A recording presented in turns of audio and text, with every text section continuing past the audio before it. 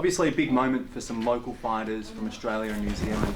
Who are you looking excited to see this weekend? Who are you looking forward to seeing? Meet Ky Carmody, because he's my teammate. And I've seen the work he puts in. I've seen what he's done behind the scenes. You know, a lot of people don't really get to see that. They get to see the quick knockout or submission he gets, but they don't really get to see the years of hard work he's put behind the scenes. So for me, it's cool to be there front row and witness the manifestation of everything he's worked for. Another big story this weekend is Mark Hunt, his retirement fight in the UFC. How big has he been for the sport in this part of the world? He paved the way. I mean, he's a guy that, you know, took no prisoners. He said what he wanted to do, got it done, said to whoever was in his way, bashed through them, in the ring and out of the ring. And I can respect that. I can respect the guy that, you know, goes against the grain and goes against, you know, what's the name? Against the system. Oh, there's a song about it. I can't remember now. System of a Down. They made a song about it. Come back to me. But yeah, yeah.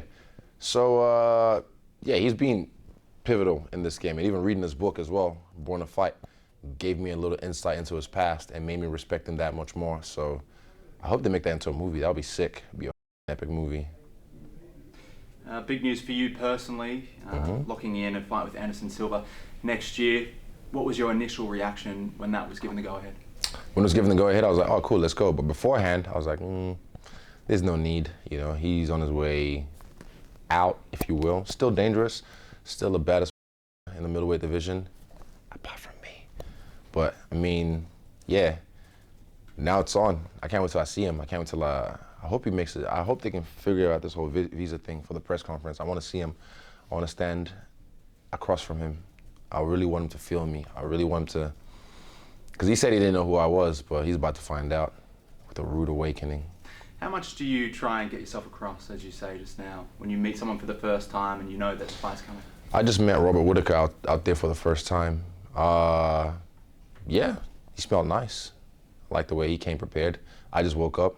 I was late to this interview because Netflix and poor time management.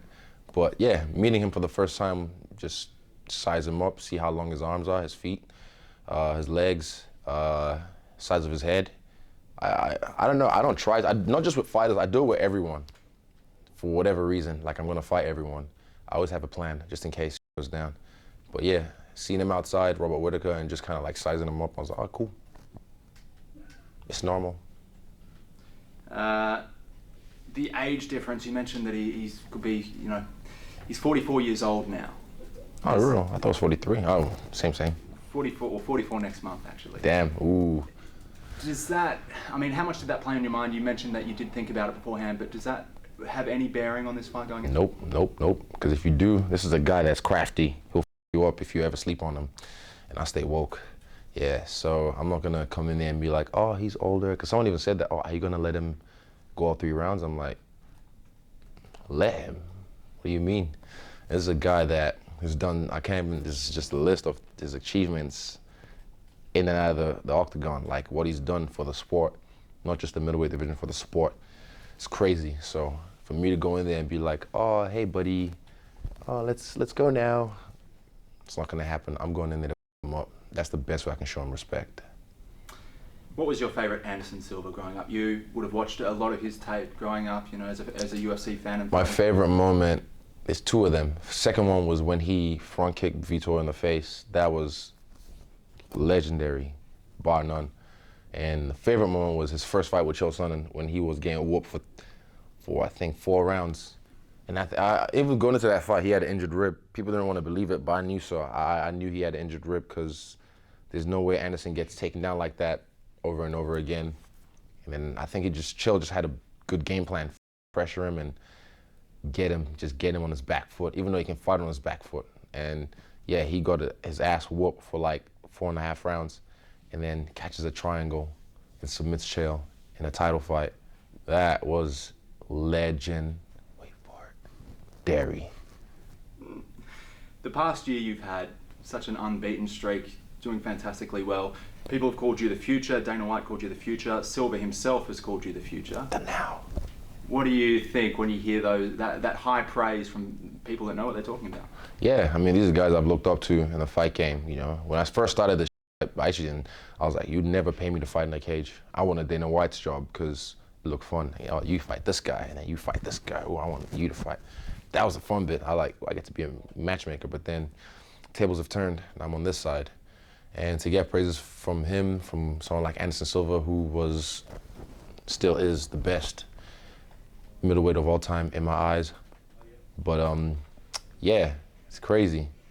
They say I'm the future, but the future is now. And, you know, say you win this one, you go on to a potential title fight. Could be against that man out there. Most likely.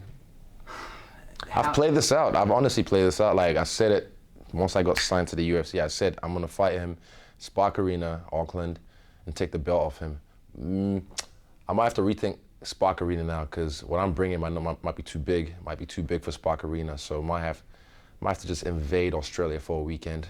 So yeah, I've said it for so long, and it's how I'm in a matrix. I play this however I want to. It's weird to say, and everyone looks at me like, oh, weird, what's up with these numbers? Like, I planned all this, and I'm making it happen exactly how I planned it, with some variables, because that's how the game works. But you have to be able to play with it and just move with the punches, and those obstacles, get through them. It's the game of life, the matrix.